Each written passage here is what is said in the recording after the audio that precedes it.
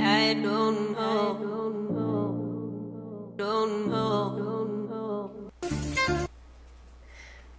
Hola, ¿qué tal amigos? Buenas noches. Bienvenido a tu programa Innovación Jurídica a través de ZBR Radio. Y bueno, en esta ocasión estaremos hablando de un tema súper importante que seguramente por ahí has tenido algún acercamiento, alguien te ha preguntado o tú en tu propia empresa has tenido esa inquietud y es cómo evitar los conflictos laborales en mi empresa o bueno, cómo evitar los conflictos laborales si pretendo iniciar algún proyecto empresarial. Y en esta noche les tenemos como invitados especiales a unos queridos amigos y además unos expertos en esta materia, derecho laboral. Por aquí tenemos a nuestro amigo y licenciado Roberto Chávez Arreola. Él nos acompaña, tiene mucha experiencia, más de 8 años por aquí participando en este litigio laboral. Y de este lado tenemos a nuestra amiga, queridísima amiga, la licenciada Fernanda Rodas. Fer y Robert, para los amigos y para este momento para ustedes, que les vamos a estar compartiendo muchos tips muy importantes y además darles una introducción de todo lo que tenemos que considerar para poder evitar ese tipo de conflictos laborales. O bien, bueno, pues si eres un empleado, más o menos te podrás dar cuenta cómo es que se consideran este tipo de conflictos desde la perspectiva del patrón, ¿no?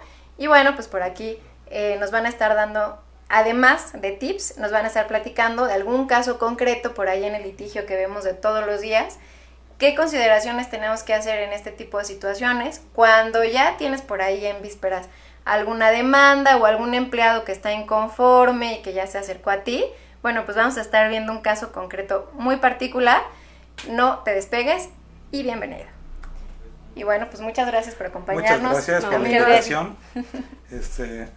Buenas noches a ti y a tu auditorio. Pues ahora sí que en lo que pueda servir nuestra experiencia, vamos a dar pues los tips, ¿no? que les sean de utilidad al nuevo empresario o a gente que tiene pues un negocio, su empresa, ¿no? Porque no necesariamente tiene que ser a una gran escala, ¿no? Desde alguien que tiene una tiendita y un empleado, pues desde eso es aplicable pues estos tips, ¿no?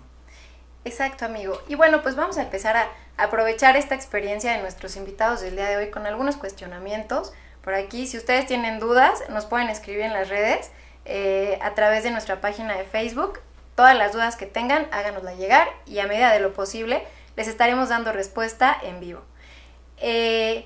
Amigo, ¿qué tipo de conflictos laborales son los más frecuentes o los más comunes que se pueden desarrollar en este entorno empresarial o laboral? Sí, pues obviamente al haber una relación laboral, pues lo más común que nos podemos enfrentar es una situación de los famosos despidos, ¿no? Cómo se da la terminación de una relación de trabajo. Ya a mayor escala, cuando las empresas son más grandes, pues encontramos situaciones de conflictos de carácter sindical, que laboralmente se denominan conflictos colectivos. Dentro de las cuestiones ahí de a lo mejor los despidos, podemos encontrar cuál es la mejor manera de terminar la relación de trabajo, ¿no? En esta situación, pues puede que tengamos elementos para concluirla o que no existan, ¿no? Pero a final de cuentas lo que busca una empresa pues es generar objetivos, ¿no? Cumplir con ya sea la productividad, con ventas. Entonces pues eso principalmente se centra ese tipo de conflictos, ¿no?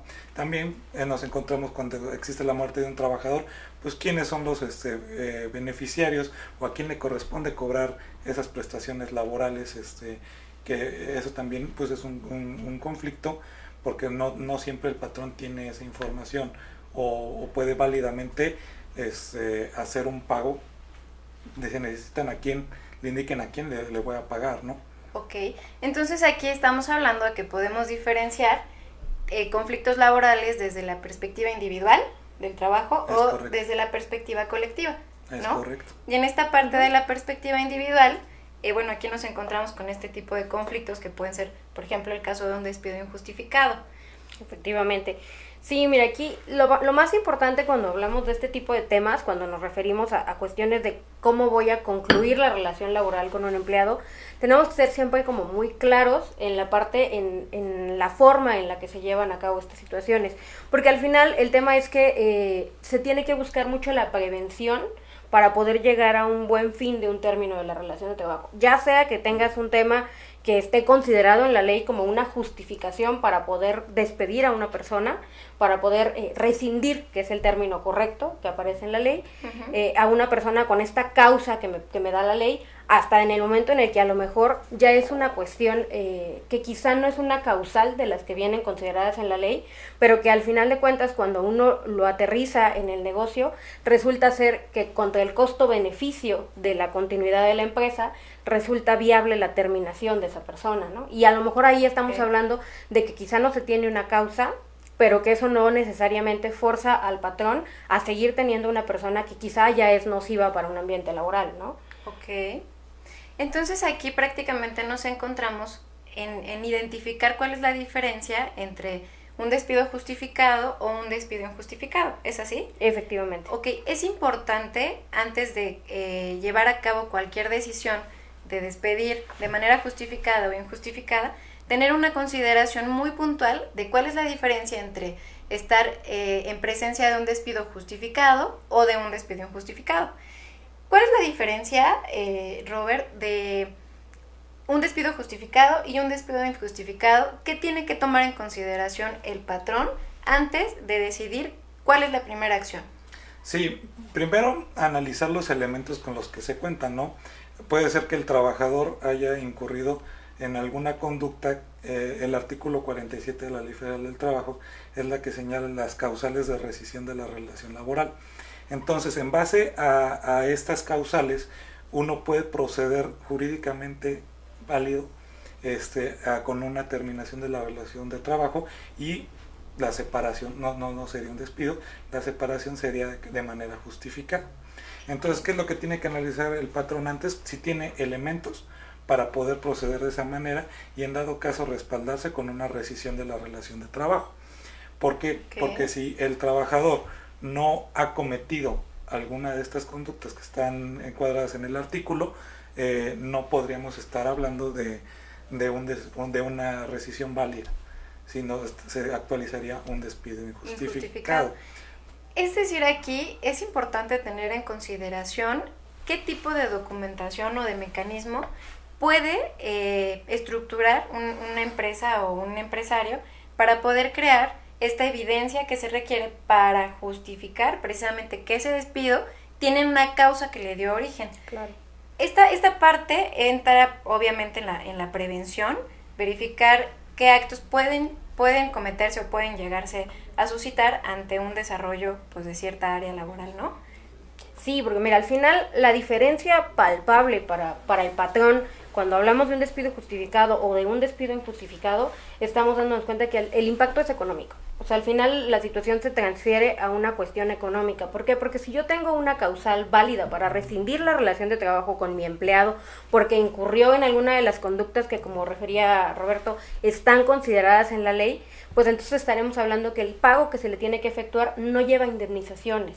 Entonces eso para la empresa evidentemente pues conlleva un tema de cuestión económica, ¿no? Cuando te digo, a lo mejor se toma esta decisión por una consideración de negocio, a lo mejor tengo un exceso de personal, ¿no? Alguna cuestión que no es imputable como tal al trabajador, entonces ahí hablo de un despido injustificado que la ley lo que hace es que en tema de protección al empleado le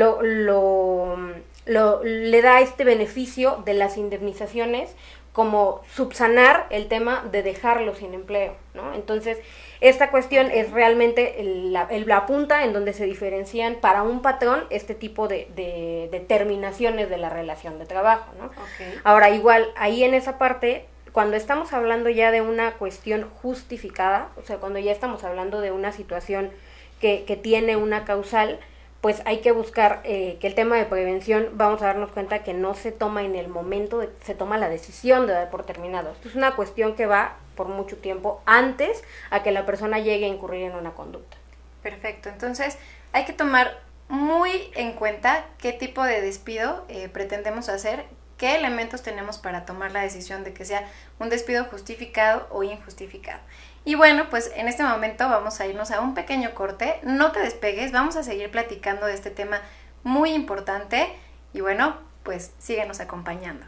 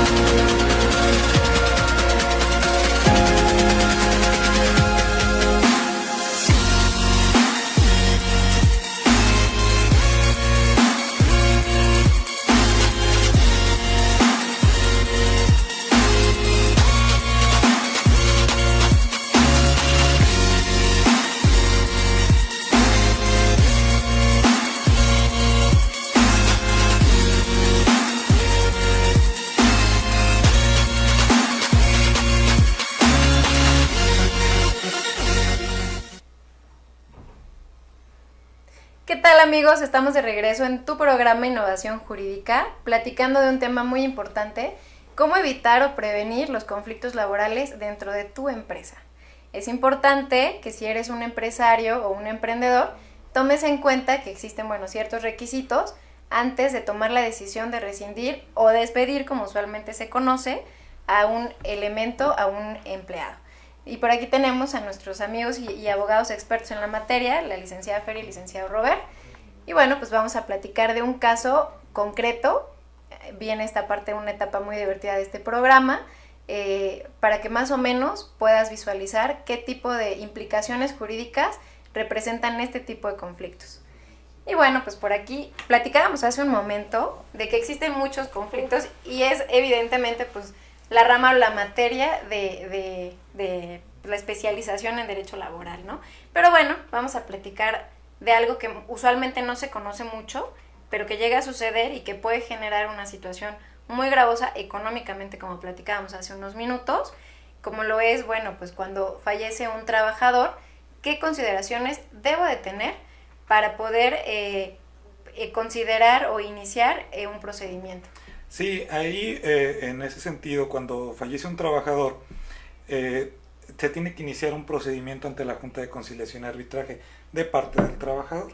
El patrón, muchas veces lo que nos ha pasado es de que ante el desconocimiento de esta situación, el patrón paga directamente a la esposa, a la mamá, a los hijos. A la persona que se presente, porque también no necesariamente a veces acreditan un vínculo. O sea, a veces llegan y dicen como, yo vivía con él o yo era su dependiente económico y pues se murió y págame a mí, y a veces eso representa un doble pago. Sí, ¿correcto? Entonces, si no se agota, como dice la licenciada, este procedimiento de la Junta, puedes correr el riesgo que en un momento dado un otro hijo que no se tenía conocimiento llegue y te reclame esto por la vía legal, y pues estás obligado a hacerle el pago correspondiente. ¿Cuál es el procedimiento? Los beneficiarios, o los que se dicen beneficiarios, van a presentar una demanda ante la Junta de Conciliación y Arbitraje, y a la Junta le van a acreditar su calidad de beneficiario con el acta de nacimiento, con un acta de matrimonio o con el documento idóneo que corresponda para acreditar ese vínculo. Luego la Junta de Conciliación va a solicitar al Departamento de Inspección del Trabajo que haga una investigación, que es una investigación de dependientes económicos, en el cual pues verifican que efectivamente en el último domicilio de la fuente de trabajo y en el último domicilio de la empresa, estas personas pues sean las legítimas beneficiarias, ¿no? Además se van a fijar unas convocatorias para llamando a juicio a todo el que pudiera estar interesado, mismas que se van a fijar en la Junta de Conciliación, en el último domicilio del finado y en el último domicilio de la fuente de trabajo donde estuvo laborando esta persona. Ya agotado este procedimiento, ya se inicia la cuestión legal en donde se dirime a qué cantidad tenían derecho estos beneficiarios, y pues ya sea que se llegue a un acuerdo económico o si no, se tiene que desahogar un juicio para acreditar que realmente esas son las prestaciones laborales que se le debían a este trabajador, ¿no? Y que les corresponde a estos beneficiarios, ¿no? Es correcto. Sí. Hay que tener ahí mucho en cuenta que a manera de prevención es importante considerar, bueno, que tiene que tener este trabajador el seguro social, tiene que estar inscrito para efecto de verificar, bueno, además qué beneficiario es aquel que se va a presentar ante un procedimiento y, bueno, evidentemente evitar todo el conflicto que puede generar el no tener dado de alta a un trabajador en el seguro social, ¿no? ¿Qué nos pueden hablar en ese sentido? Mira, al final el tema cuando una persona fallece y está dada de alta en el seguro social, vamos a darnos cuenta que no nada más está la parte del pago de las prestaciones que en un momento dado le pueda llegar a dar el patrón directamente. Digamos, todo este acumulado quizá del aguinaldo, las vacaciones, la prima vacacional, que esta persona ya había trabajado, que ya había devengado y no había cobrado porque quizá no era el momento, porque quizá no se había llegado al día del pago correspondiente de cada una de esas prestaciones, pero con independencia de ese importe que en un momento dado se reclama a través de un juicio de beneficiarios, como comentaba el licenciado, también está esta parte de que muchas veces los mismos trabajadores, los dependientes de ellos pueden accesar a una pensión a través del seguro social. O sea, la viuda, los padres, los hijos pueden solicitarle al seguro social ya con esa acta que los declara como beneficiarios legítimos de esta persona. Pueden acudir al seguro social y si cumplen con los requisitos en cuanto a las semanas de cotización que tienen en la cuenta, se le puede asignar esta parte del otorgamiento de una pensión, ¿no? Obviamente por parte del seguro social. Pero además, como patrón, tú te deslindas de esa responsabilidad o de, no sé, el pago que tendrías que generar de manera improvisada o no contemplada por no haber cubierto con esa prestación, ¿no? Que además, bueno, pues sabemos que es obligatoria y que está considerada en la ley, ¿no? Sí, porque aquí, por ejemplo, en este supuesto estamos hablando de un trabajador que quizá fallece por causas naturales, ¿no? Pero también tenemos que tener muy claro que no siempre es una situación de causas naturales, ¿no? Lamentablemente dentro de las empresas sucede más de lo que uno piensa, pero la gente sí llega a tener accidentes lo suficientemente graves como para fallecer en el desempeño de sus funciones. Y ahí ya hablamos de una situación completamente distinta, ahí hablamos de una cuestión que ya es un riesgo de trabajo, ¿no? Y un riesgo de trabajo que trae una consecuencia fatal en este caso, y que obviamente si el patrón no tiene esta prevención de haber dado de alta a la persona en el seguro social, pues va a tener que cubrir con esas indemnizaciones directamente por no haber tenido esta prevención, porque al final tenemos que recordar que como patrón, en el momento en el que tú pagas el seguro social y que estás pagando tus cuotas de manera puntual, te cubres en ese sentido, porque toda la parte de la seguridad social que tú le tienes que brindar a los trabajadores, la absorbe el seguro social. El seguro social, así es. Sí, y en caso que omitas, pues corres el riesgo latente de una cuestión económica. ¿Por qué? La indemnización por muerte por un riesgo de trabajo asciende a 5,000 veces el salario mínimo. Entonces, más o menos, estamos hablando de que el salario mínimo actualmente, bueno, el salario mínimo siempre está considerado obviamente por la autoridad y tiene un determinado monto anual y se va pues modificando, ¿no? En este momento, si nosotros hiciéramos una aprox de a cuánto correspondería la cantidad del pago de indemnización por muerte, ¿de cuánto aproximadamente estaríamos platicando? Digo, nada más para que nuestro público que nos está viendo en este momento se dé una pequeña idea. Pues serían... Híjole, estamos hablando que hoy el salario mínimo, que bueno, al final aquí también hay que hacer una diferencia en ese sentido. A partir de hace algunos años, la Constitución desindexó nuestro salario mínimo, que es esta parte. Normalmente en todas las leyes, no nada más en la Ley Federal del Trabajo, el salario mínimo estaba tomado como referencia para fijar una multa, para fijar una indemnización, para fijar este tipo de situaciones.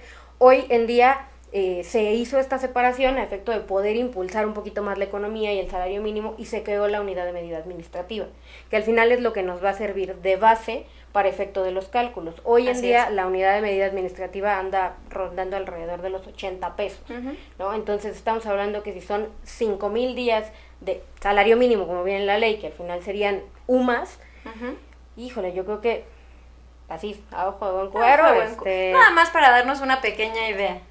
Pues yo creo que sí anda como rondando entre los 400,000, medio millón de pesos. 400,000, medio millón de pesos aproximadamente, por no tener una cultura preventiva o por no verificar qué tipo de acciones o de consecuencias se puede generar, pues el tener una empresa o el tener registrados trabajadores, ¿no? Este tipo de recomendación que les traemos hoy día, bueno, tiene mucha implicación en el aspecto de la creación o regulación previa a que te ocurra esa situación que justamente ahorita estamos platicando, ¿no? Como la muerte de un trabajador, como una rescisión sin causa justificada o con causa justificada, pero bueno, te sirve para poder considerar qué tipo de consecuencia y hacer inclusive un cálculo previo a tomar la decisión de decirle a tu trabajador gracias, ¿no? Sí, ahí la intención, por ejemplo, en el aspecto de una baja laboral, tienes que tomar en cuenta la cuestión económica que a lo mejor tú tienes que invertir o que apartar para esa terminación, y también qué implicaciones o qué camino puedes seguir. Primero, pues tienes que tener los elementos, porque entre más elementos tengas y tú los puedas respaldar, menor va a ser tu costo de esa terminación. En la medida que no se haga el trabajo preventivo o que no se planche el camino, te va a salir más caro esa terminación, porque tú tienes que tomar en cuenta de que tú vas a platicar con tu trabajador, le vas a exponer y pues vas a concluir la relación de trabajo, pero tienes que tomar en cuenta que eso puede llegar hasta un juicio, y como todos sabemos, en un juicio pues las pruebas son las que hablan, ¿no? Si tú no tienes cómo respaldar ese dicho o esa causal, pues muy seguramente tú vas a perder un procedimiento, ¿no? Y ahí es donde pues tienes que entrar en la conciencia de cómo lo vas a manejar y cómo le vas a dar terminación a esa situación. Y además tiene mucho que ver en que no solamente tú como patrón consideres que tienes las pruebas. Muchas veces nos pasa ya en el litigio o en el tema de práctica, que cuando llegas a dar una asesoría o a tomar las consideraciones previo a iniciar un proceso o atender ya el proceso cuando existe, que el cliente te dice, mira, todas estas son las pruebas y están muy lógicas y yo creo que nos puede servir en el juicio y seguramente lo vamos a ganar, pero es bien importante tomar en consideración que quizá la percepción que tengo como patrón o como partícipe de este conflicto no puede ser precisamente el valor que le dé la autoridad o el juez, o en este caso, bueno, la autoridad laboral, para poder valorar ese tipo de pruebas. En este tema de planificar todo un procedimiento, tener ese respaldo probatorio, es importante que las pruebas o las evidencias que estamos conformando, bueno, pues sí tengan esa implicación y ese respaldo legal, ¿no? Sí, hay que tener muy en cuenta que a veces efectivamente lo que tú refieres es muy importante. La gente piensa que quizá la prueba, porque a mí me resulta creíble o porque a mí me resulta convincente, lo mismo le va a pasar a la autoridad, y a veces no se dan cuenta que quizá esa prueba que te va a llevar a acreditar tu causal para despedir al empleado te va a resultar más costosa en un juicio, ¿no? Porque a lo mejor, por ejemplo, últimamente con todos los medios electrónicos que se han desarrollado, muchas veces nos dicen como, es que lo tengo en un correo electrónico, ¿no? Lo tengo grabado en una cinta de seguridad. Todos estos elementos, a lo mejor sí, quizá le causan una convicción, pero también tenemos que tener en cuenta que ya hablando en una cuestión de juicio, no son solamente esos elementos. Hay que tomar algunas otras cuestiones para poderles dar más fuerza a esas situaciones, y son pruebas que ayudan a darle fortaleza a estos elementos que resultan ser muy caras, ¿no? O sea, que a lo mejor, por ejemplo, si tenemos una empresa que tiene un capital pues, un poco más grande, quizá pagar, no sé, una pericial en un tema informático de 25, 30 mil pesos no le causará agravio. Pero quizá, por ejemplo, si tenemos el caso de un patrón que tiene un capital un poco más pequeño, pues le resulte más caro.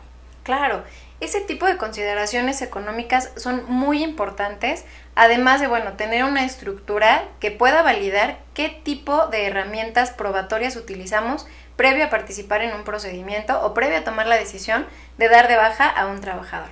Y bueno, en este momento nos vamos a ir a otro pequeño corte comercial. No te despegues, vamos a seguir platicando de este tema muy interesante. Síguenos acompañando.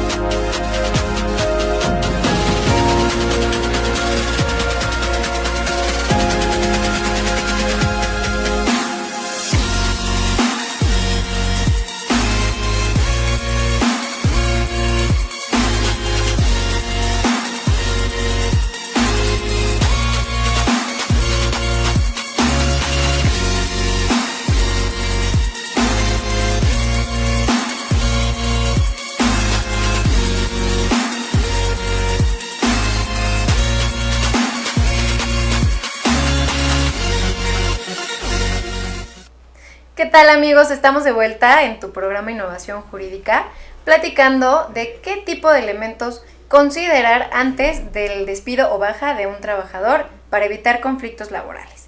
Y bueno, por aquí platicábamos de un caso concreto que es, por ejemplo, qué va a hacer cuando fallece uno de mis trabajadores, cómo prevenir algún conflicto o algún pago que hablábamos más o menos que puede generar unos 400, 500 mil pesos para su consideración.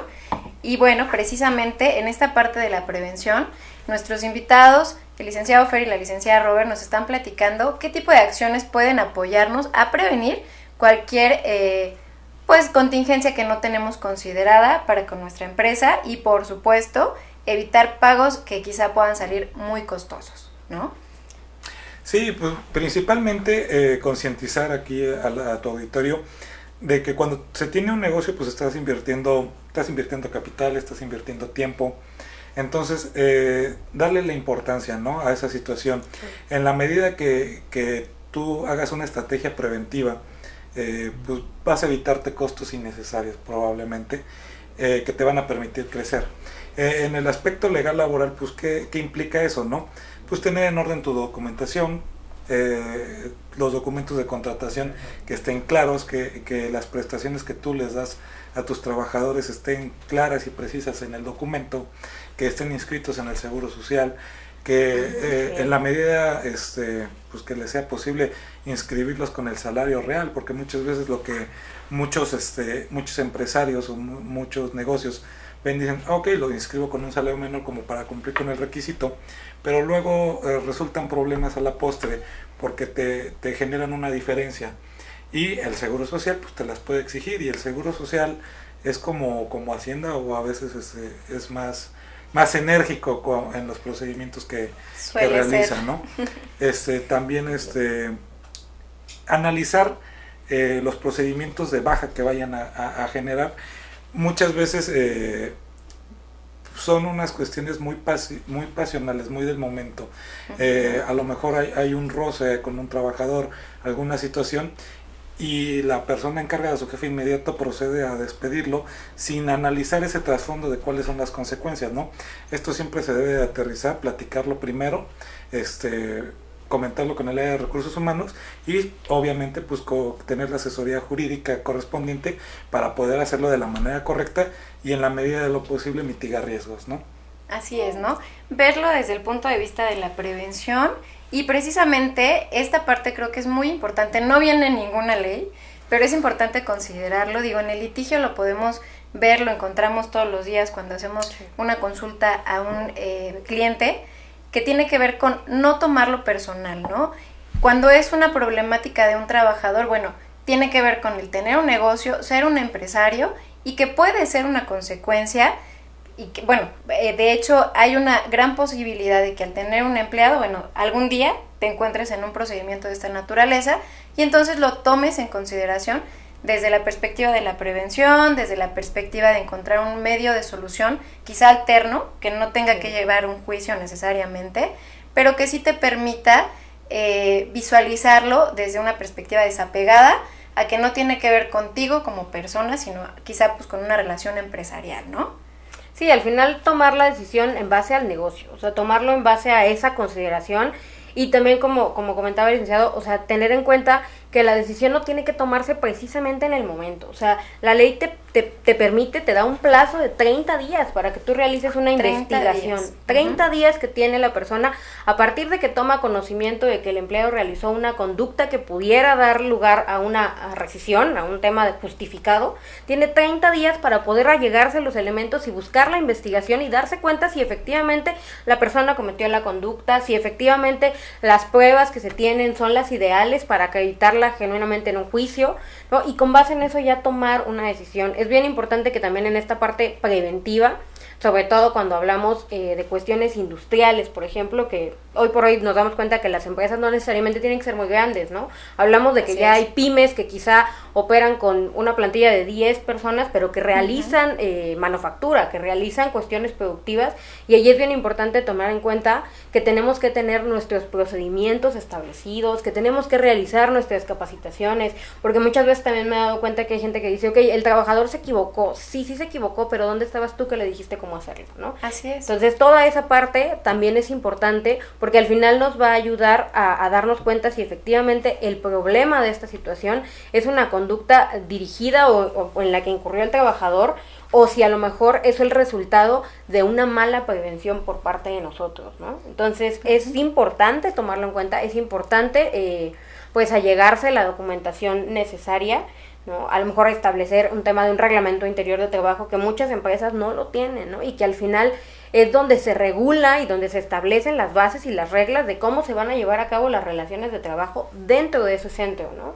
Entonces es importante saber tenerlo con base en los procedimientos que marca la ley, ¿no? Porque no nada más es elaborar las reglas, tiene un proceso, hay que depositarlo en la junta. Entonces seguir como todos nuestros procedimientos con base en lo que la ley nos marca, para tener esas armas y tener esas herramientas, y en el momento en el que nosotros nos topemos con una cuestión de una rescisión, tener todos los elementos para poder probarla, para poder acreditar en su momento y poder sancionar esta conducta con base en lo que nos dice la ley.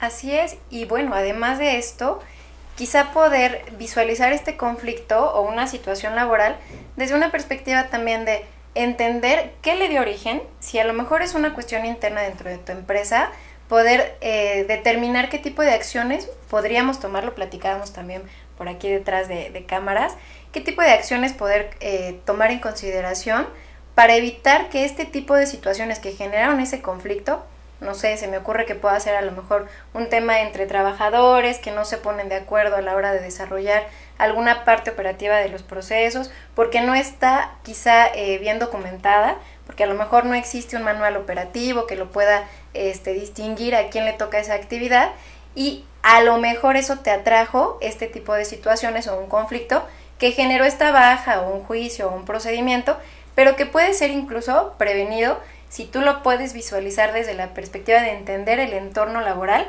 de tu empresa sin perder de vista que, bueno, existe esta parte laboral muy importante, ¿no? Sí, y entender un poquito más allá de la cuestión legal, que estamos hablando de una cuestión humana. El ser humano subsiste de lo que trabaja. Entonces el patrón debe estar muy consciente de esta situación y entender en ese sentido el shock que a lo mejor es para el trabajador que lo estén separando de su trabajo. Y en ese sentido, como tú bien lo comentaste, la conciliación pues es la mejor vía. La mejor vía. No hay mejor forma de solucionar un conflicto laboral que ponernos de acuerdo, poner los puntos sobre la mesa y ver de qué manera podemos llegar a un punto en el que las dos partes salgamos beneficiadas. A lo mejor, si bien es cierto, te quedaste sin trabajo, pero pues hay una cantidad ahí económica que resarce un poco esta situación, ¿no? Y que me permite a mí como empresa pues seguir dándole molde a mi proyecto de empresa. Claro, es bien importante considerar que este tipo de consultorías previas, bueno, además de que nosotros las podemos atender, o si ustedes tienen alguna duda y nos quieren escribir, les podemos por ahí dar algunos tips, pero principalmente poder visualizar el entorno empresarial desde una perspectiva amplia, poder ver que existen diferentes modos o mecanismos de atender alguna situación conflictiva y poder encontrar siempre una mejor solución, un mejor canal de respuesta que evidentemente pues sea benéfico para las dos partes. No quiere decir que no vamos a poder atender toda esta parte que comentábamos hace un momento de las evidencias. Sin embargo, sí es importante también considerar que hoy el derecho en este tema de la innovación, y que es parte de lo que les traemos hoy a la mesa, bueno, tiende mucho a buscar siempre mecanismos alternativos, como lo son la conciliación, un mecanismo además siempre cercano. Existen, y dentro de las dependencias, áreas específicas que se dedican a la conciliación, generalmente en todas las materias del derecho. Entonces, esto viene, bueno, pues como a ser parte de la nueva vertiente jurídica que permite no ver los conflictos como siempre contienda, sino buscar un ángulo diferente de resolución. Y bueno, pues estamos llegando al final de nuestro programa. Le mandamos por aquí saludos a nuestros acompañantes. Por aquí en el Tejeda te mando un gran abrazo y un beso, que nos dices que siempre nos acompañas por aquí en este programa. Muchísimas gracias. Héctor Grácida, que por ahí también en la semana me estuvo mandando unas observaciones, preguntas respecto del anterior programa. Muchísimas gracias por acompañarnos. No se lo pierdan, vamos a estar aquí trayéndoles este tipo de temas, estas personas tan expertas, nuestros amigos que además siempre nos traen tips, recomendaciones novedosas desde esta perspectiva jurídica de innovación, y que nos van a seguir acompañando, esperamos en muchos programas más. Mil gracias por sus recomendaciones. No dejes de seguirnos próximo jueves 8 en punto por este programa y esta estación de radio, ZBR Radio, somos Innovación Jurídica. Muchísimas gracias por acompañarnos. 4 de octubre 1824 se promulga la Constitución Federal de los Estados Unidos Mexicanos. En 1824 también se erigen los estados de Durango, México, Querétaro, Tabasco, Yucatán y Zacatecas.